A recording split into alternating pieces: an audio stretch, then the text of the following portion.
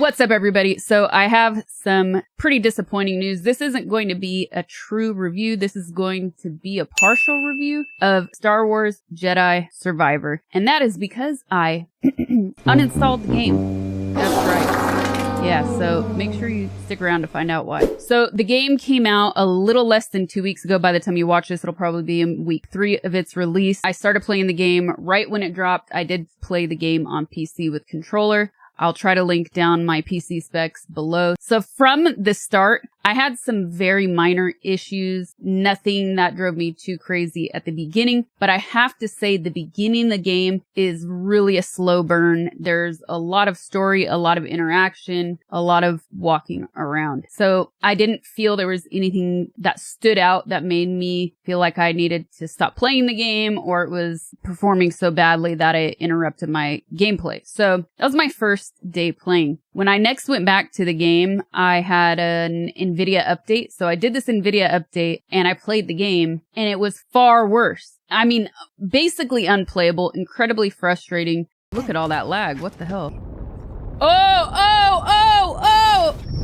I don't usually do same day updates when it comes to things like graphics unless it specifically states the update is for a game or for my use case.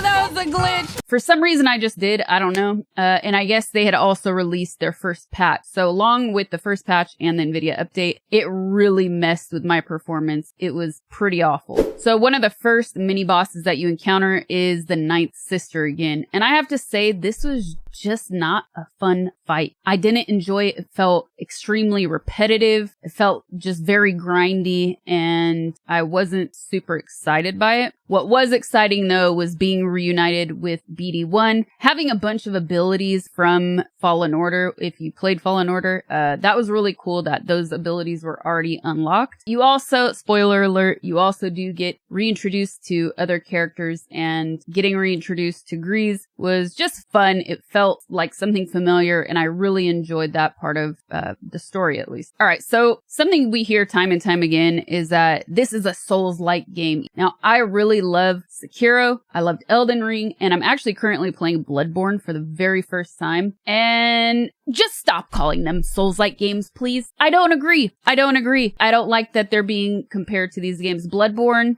came out in 2015, I believe, and I've had far more fun playing that, 30 FPS and all, than I had at any point in time playing Jedi Survivor. It is what it is. Just because there are extremely difficult boss fights and extremely difficult pairing techniques that you have to master, I don't think it's fair to call this Souls-like games whatsoever. I'm just kind of sick of it. And most of all, you never really feel that the bosses are uniquely challenging. The thing I love in Souls games is that you continue to progress with your skills. So you learn a little something and then you encounter a new boss and you take what you learned, but you still have opportunity to grow and get better and get your ass whooped. Like, I just don't really feel that happens in these games whatsoever. And that's what I love about Souls games, or should I say From Software games. So when I played Fallen Order, the game had already been out for quite some time. So I did experience some annoying stutters and animation, but not enough for me to quit the game. And it was still just a very enjoyable game. I liked the Star Wars universe. I loved the characters a lot and the fighting was fun and so were the puzzles. So that being said, when this game was announced, I was super hyped up for it. I've been so excited to play this game. And unfortunately, I've just been really let down in the process. So a few notable differences in this game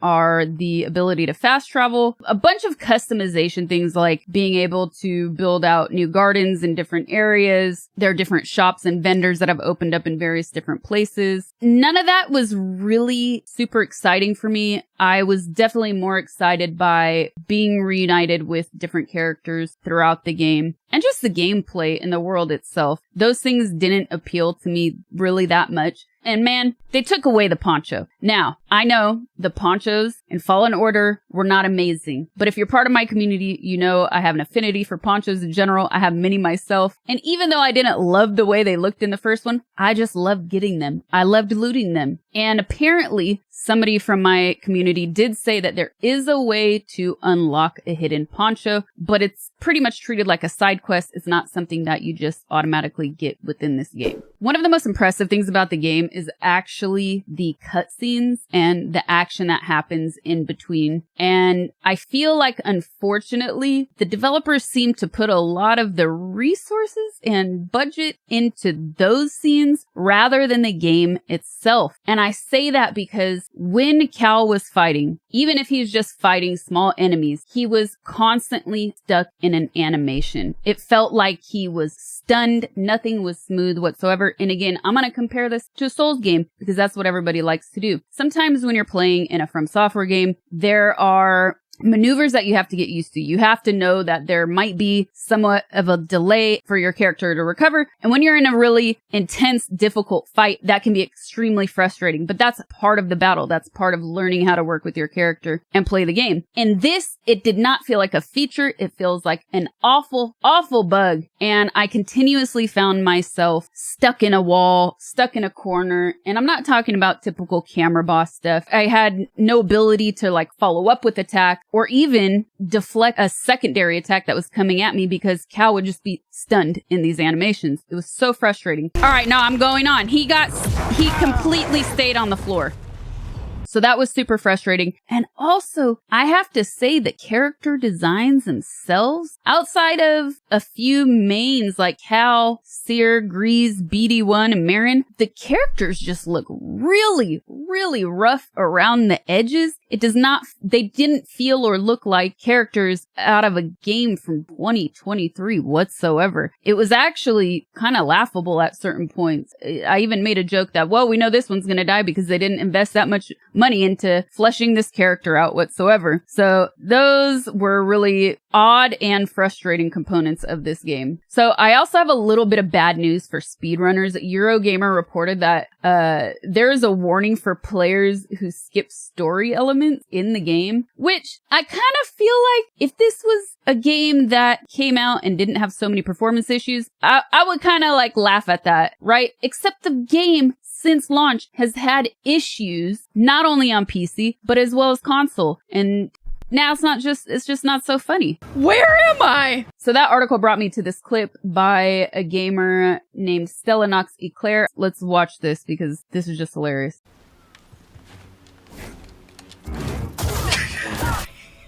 Oh, yes!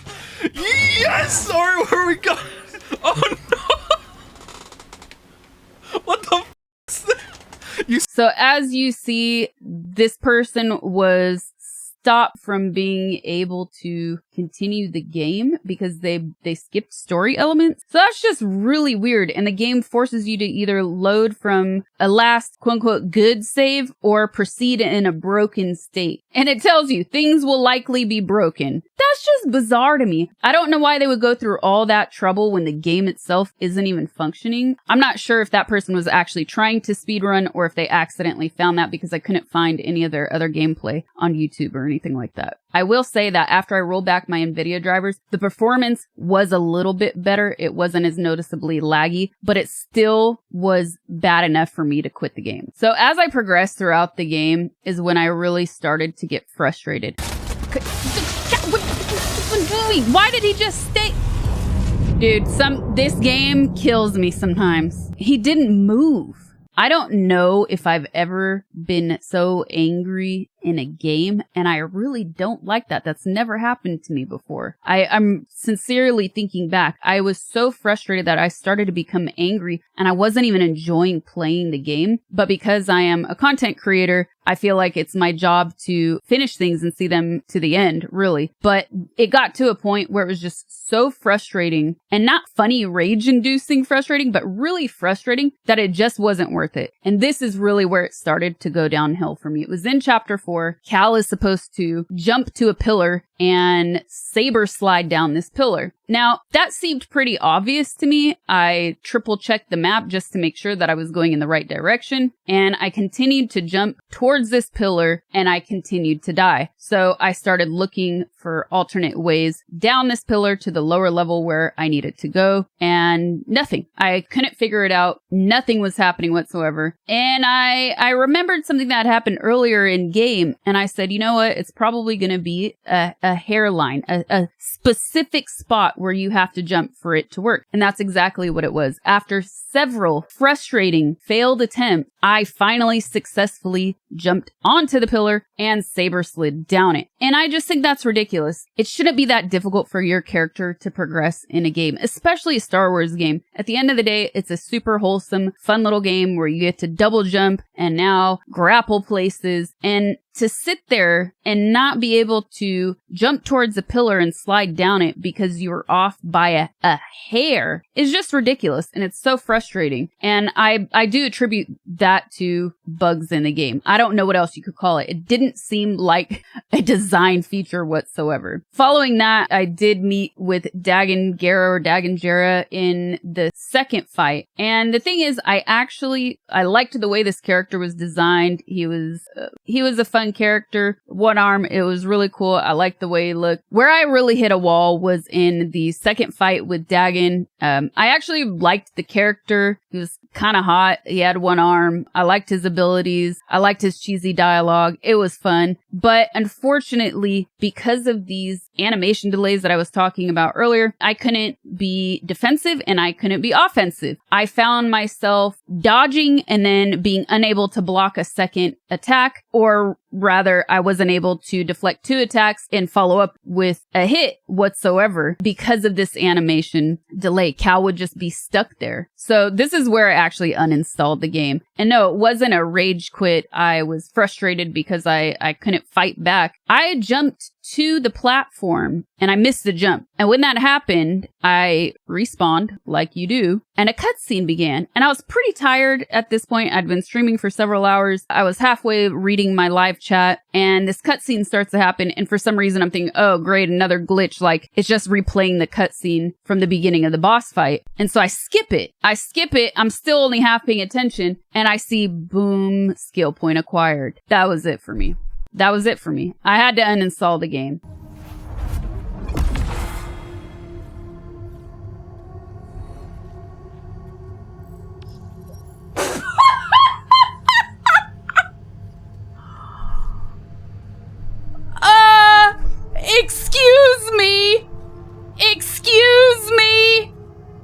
Excuse me. This game, I'm sorry. This game is trash. Come on. It was so frustrating. And like I said, I found myself being incredibly angry, beyond actual frustration, really angry with the game. Come on. There is no way. That is not possible. There is absolutely no way. I'm angry. And I don't like that. I recognize that's not healthy whatsoever. And I can differentiate funny rage, trying to beat a boss for hours on end, and this type of anger. It just wasn't cool and it wasn't fun. In general, it really felt like the game pacing was really lacking, which seems like bad direction to me. There was a lot of fatigue and just constantly running and jumping. Even if I liked that, I found myself running towards different areas and double jumping even when I didn't need to, just because those little moves were fun. But the pacing just wasn't there for me. And I felt a lot of lull. One thing I do wish you could do is change your stances in menu instead of only at a meditation point or workbench. Some areas are a long walk back if you die and have to respawn, and it would be nice to kind of figure out what stance worked for you on the spot instead of having to constantly go back and forth. I also felt like a lot of the skills that you can level up weren't super useful. I was only able to use the slow motion a handful, and I mean one handful of times throughout the entire game. So between all of these things and this final pillar boss and actual boss fight, I decided it just wasn't worth it for me. It truly was not worth it for me. On the upside, I really enjoyed being reunited with Seer and Grease and Marin and BD1. Of course, I love him. And there was a little more romance with Marin this time around. But I thought it would really be cool if she would be able to teleport Cal with her. It would have kept up the pacing a little bit more and feel a little bit like The Witcher. But you know, it just wasn't happening. And that also added to, I think, the pacing being a little bit slower than I like. And unfortunately, I will personally never know how, you know, the romance ends with Marin and Cal. I just won't. Like I said, this isn't exactly a full review. I just wanted to break down a little bit of what I liked about the game and a whole lot of complaints otherwise, unfortunately. You know, I'm not the type of person that likes to hop on the hate bandwagon. There's been a lot of games that have come out over the past few years that were released extremely buggy and the internet goes insane. But this one for me was really enough for me to quit the game, not only as just a gamer who enjoys the game, but also as a streamer and content creator. I truly hope that they're able to fix this game and patch it up as soon as possible for people to actually enjoy it. But unfortunately, I will not be going back to it anytime soon, which is a real shame because I'm really going to miss BD1. So because this isn't a full true review, I'm not going to actually give it a score. Hopefully, if you want to check this out, it'll perform much better by the time you play it. Let me know. Did you actually play the game? Are you waiting to play the game until it's fixed? Let me know in the comments below. Unfortunately, I hyped up this game far too much to the point where I actually had to uninstall it. I hope it's not the same for you. I did again love being reunited with BD1, and I wish I could have continued that journey longer. But alas, it wasn't in my cards. If you like this video, let me know what you think in the comments below. Also, let me know, did you play the game yet? Are you waiting to play the game? Or is this just not your cup of tea? Don't forget to thumbs up and sub to the channel if you haven't already. Yeah, I have other videos if you want to check those out too. Thanks for watching.